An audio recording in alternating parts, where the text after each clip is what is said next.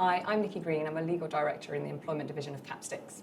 I'm Sarah Parkinson. I'm an Associate in the Employment Division at Capsticks. Today we're going to be talking about some of the legal considerations surrounding the return to work for most employees and also workforce wellbeing as we move into the second wave of the pandemic. The government issued new guidance on the 22nd of September, emphasising a return to working from home, where an employee can work from home effectively and where their normal duties can be carried out from home.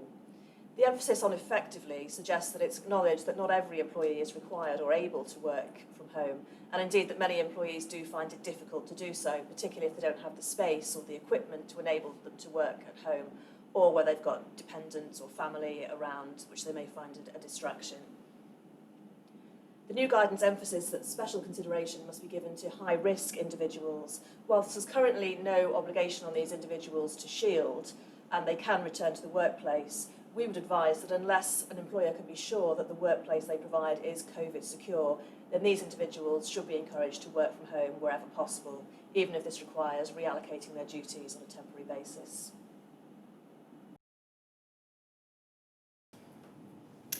Most employees are now aware that their health and safety obligations extend to carrying out home working risk assessments. The recent guidance provides an opportunity to review these assessments. Most employers have asked their employees to complete surveys and send in photos to assess whether they are working in a safe working environment and whether any additional equipment can be provided.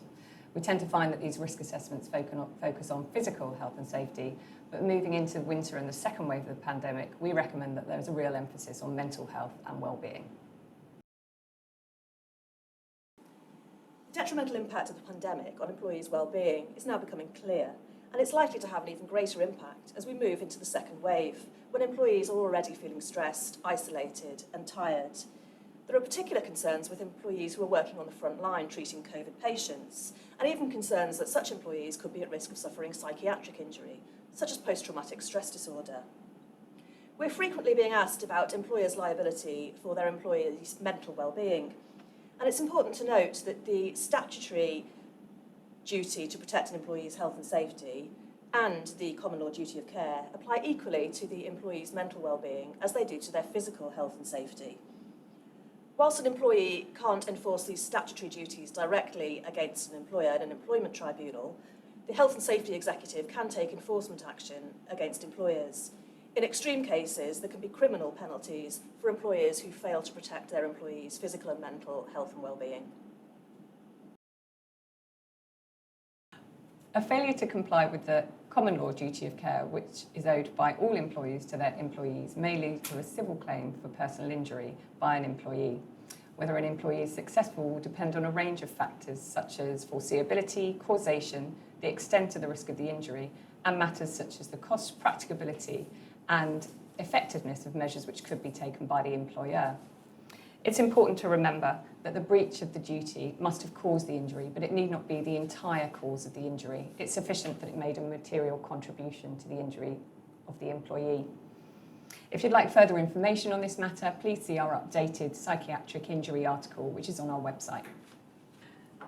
Employers are not obliged to remove all risk in the workplace, but they are required to ensure the health and well-being of staff so far as is reasonably practicable. To this extent, we recommend training managers to recognise the signs of mental ill health and to regularly check on employees. Where a manager identifies signs of mental ill health, it's important that steps are taken immediately to try and alleviate pressure on the employee. This could include reducing hours or changing the role. We also recommend that employers think about counselling service, which they could offer to employees, and also support networks. Moving into winter and the second phase of the pandemic, the well-being of all staff will be a crucial consideration for employers. Employers will need to think about the measures that they should be putting in place to support their employees' physical and mental well-being. And they'll need to be alert to signs that employees' mental health could be at risk. If you require any further advice on the topics we've discussed today, please contact either Sarah or me.